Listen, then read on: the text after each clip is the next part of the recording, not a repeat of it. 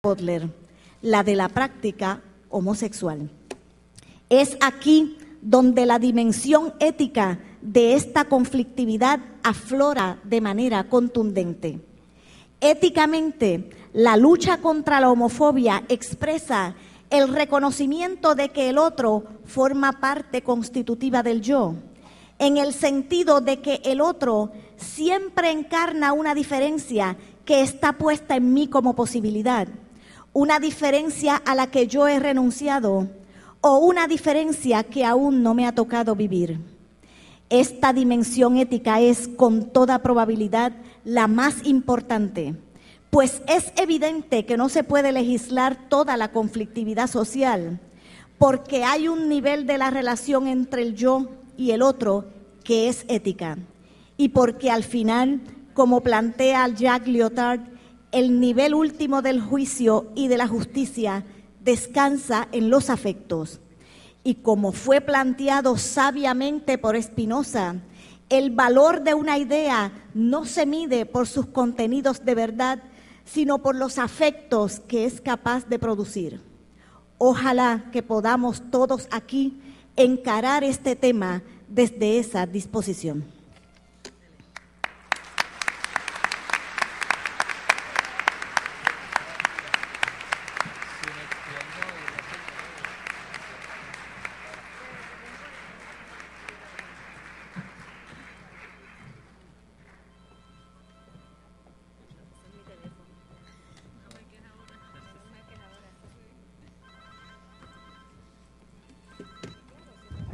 Buenos días a todos.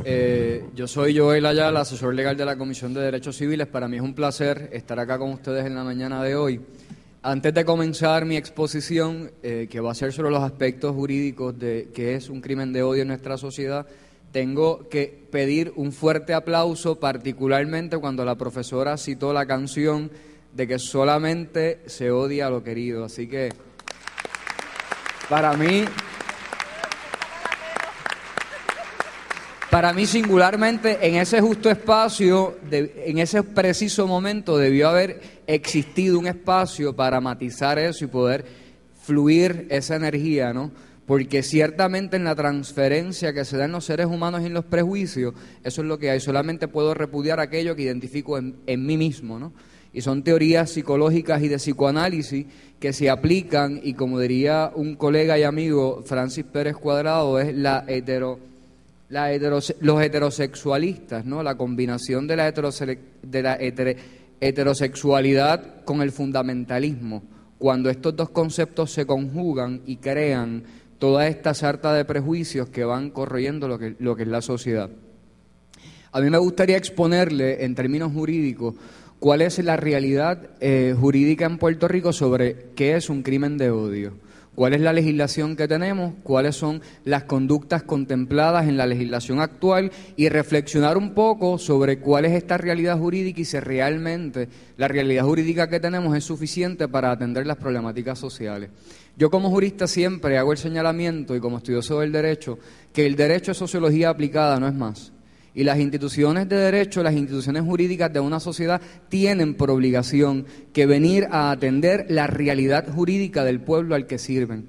El derecho sirve a la gente, no la gente va a servir a las instituciones jurídicas, y dentro de esa perspectiva nosotros como sociedad democrática, nosotros como sociedad pensante tenemos que asumir ese rol de apoderamiento, particularmente los jóvenes en nuestro proceso formativo.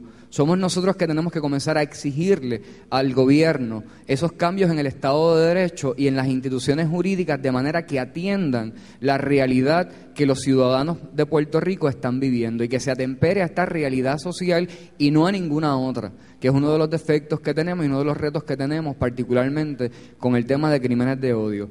Quería comenzar con el ejemplo que trajo la profesora Lisandra Torres sobre la actividad de anoche.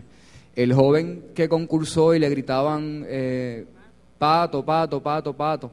Y les pregunto, ¿es esto un crimen de odio según la legislación vigente en nuestro ordenamiento jurídico? Porque en ocasiones hacemos la reflexión y hablamos de crímenes de odio en ocasiones o en casos tan lamentables o tan trágicos como fue el caso de Jorge Steven. Y para mí el caso de Jorge Steven particularmente me afectó muchísimo por lo mendaz y lo cruento en las instancias en que se comete este asesinato. Pero es que a diario en nuestra sociedad se cometen muchos crímenes de odio y no estamos sensibles y no tenemos la entereza de hacer cumplir la legislación vigente en relación a crímenes de odio. Y mi pregunta es, ¿lo que pasó anoche acá es un crimen de odio? ¿Dónde está el alcance de la tipificación jurídica de lo que es un crimen de odio? Tiene que haber muerte. Tiene que haber la manifestación máxima o más cruenta de lo que es la intolerancia, la muerte, para poder como sociedad movernos y vincularnos con lo que es un crimen de odio. Pues no. Y siempre utilizo otro de los ejemplos que hace un año sucedió en Puerto Rico y es el caso de Luis Raúl, el comediante. Hace unos años Luis Raúl invitó a dos amigos a su casa y en un canal televisivo se documenta que Luis Raúl sufre una agresión en su apartamento donde le rompen una botella por la cabeza a manos de unos invitados que tenían en su apartamento. Posteriormente en un canal de televisión salen los agresores diciendo: yo agredí a Luis Raúl y si lo tengo que volver a hacer, lo hago porque le pidió a mi amigo chuparle los dedos del pie o algo por el estilo, implicando que Luis Raúl le había pedido un acercamiento sexual a esta persona. En ese momento hubo mucha consternación y creo que este caso, no sé si en algún momento dado lo llegamos a discutir algunos activistas de la comunidad y la Comisión de Derechos Civiles particularmente. Y yo me pregunto, ¿es esto un crimen de odio? Los medios de comunicación están llevando un mensaje completamente homófobo y completamente en promoción de lo que es una conducta de odio. Porque esto fue una admisión de parte en un canal de televisión y nunca vimos un proceso judicial que se iniciara a pesar de los seguimientos que se dieron en aquel momento dado. Y traigo estos casos porque son casos pequeños. Son casos que a lo mejor no le prestamos atención, son casos que no tienen particularmente un efecto tan dramático o tan cruento o tan visiblemente cruento en nuestra sociedad.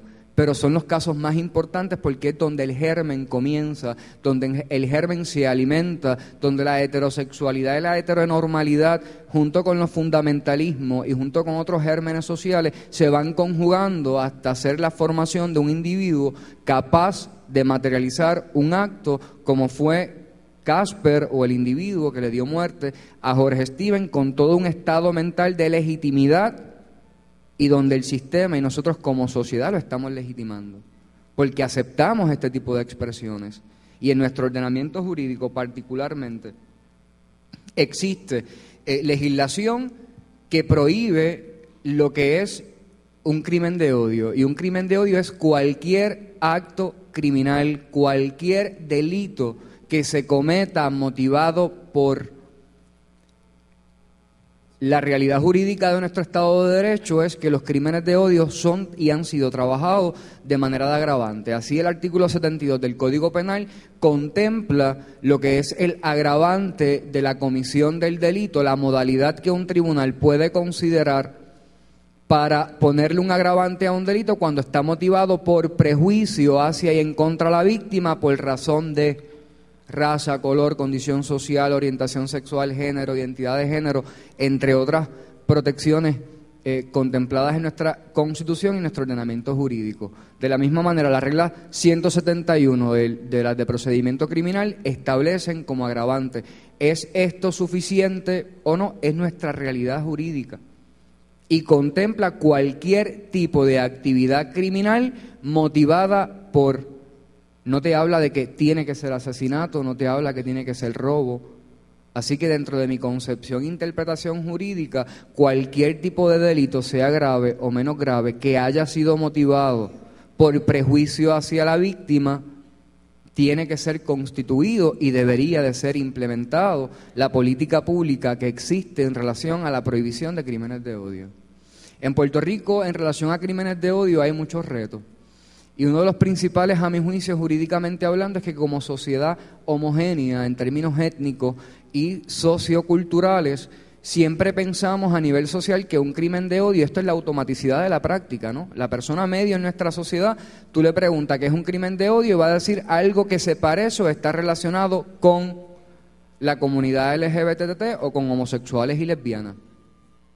Y esta no es la realidad jurídica de lo que es un crimen de odio. Un crimen de odio es mucho más abarcador y en ocasiones